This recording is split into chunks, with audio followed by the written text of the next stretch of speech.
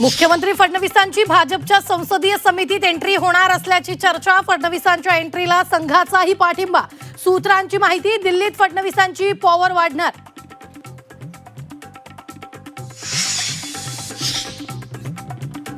महायुती समन्वय बैठकीत मित्रपक्षांतर्गतला वाद आणि महामंडळ वाटपावर चर्चा. जिल्हा नियोजन निधी वाटपाचा फॉर्म्युला ठरल्याची माहिती. तर स्थानिक पातळीवर महायुतीतील समन्वय राखण्याचं सर्व नेत्यांना निर्देश. एमपीएससी पेपर फुटीचा प्रश्न. राज ठाकरेंच्या दरबारी परीक्षार्थींनी शिवतीर्थावर जाऊन घेतली राज ठाकरेंची भेट. पेपर फुटीच्या मुद्द्यावर राज ठाकरे मुख्यमंत्री फडणवीसांशी चर्चा करणार. देशपांडेंची माहिती.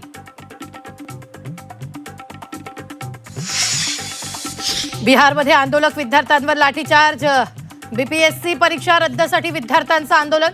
आंदोलकांकडून बॅरिकेड्स तोडण्याचा प्रयत्न.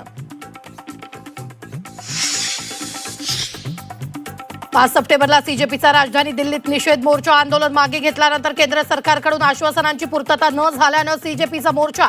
इंडिया गेटपासून मोर्चाला सुरुवात होणार. लोकसभेचे विरोधी पक्षनेते राहुल गांधींचं मुख्यमंत्री देवेंद्र फडणवीसांना पत्र. आंदोलक आदिवासी विद्यार्थ्यांची तातडीनं भेट घेऊन समस्या सोडवण्याची विनंती. वसतिगृहाच्या दुरावस्थेसह वैद्यकीय तपासण्यांवरही आक्षेप. पुढचे 2 महिने साखर दरात तेजी कायम राहणार. आयात केलेली साखर बाजारात यायला दिवाळी उजाडण्याची शक्यता. तर उर्वरित हंगामात चांगला पाऊस न पडल्यास दराचा भडका उडणार. सोलापुरात साखरेसाठी शेतकऱ्यांची झुंबड. सिद्धेश्वर साखर कारखान्याबाहेर पहाटेपासून शेतकऱ्यांच्या लांबच लांब रांगा. गर्दी वाढल्यानं चेंगराचेंगरी सदृश्य परिस्थिती. साखरेच्या दरवाढीमुळे चहाला महागाईची उखळी. कटिंग चहा 7 वरून थेट 15 रुपयांवर.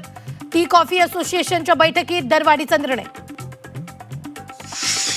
सणासुदीच्या तोंडावर पुरणपोळी ते डाळ भातावर महागाईची धार. साखर, गुळ पाठोपाठ तांदूळ आणि डाळीच्या दरात वाढ. राज्यात सुट्ट्या खाद्यतेल विक्रीवरची बंदी अखेर मागे. व्यापाऱ्यांच्या आक्रमक भूमिकेनंतर सरकारनं एफडीएचा निर्णय फिरवला.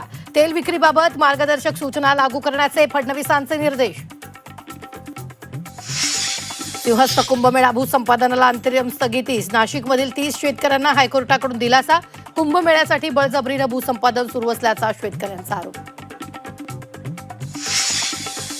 अमरावती जिल्हास्तरीय रुग्णालय फायर ऑडिटकडे अक्षम्य दुर्लक्ष. पीडब्ल्यूडी सोबत वारंवार पत्रव्यवहार करूनही ऑडिटला विलंब केल्याचा जिल्हा शल्यचिकित्सक विनोद पवारांचा गंभीर आरोप. आरोग्य विभागाच्या समितीकडून चौकशी सुरू.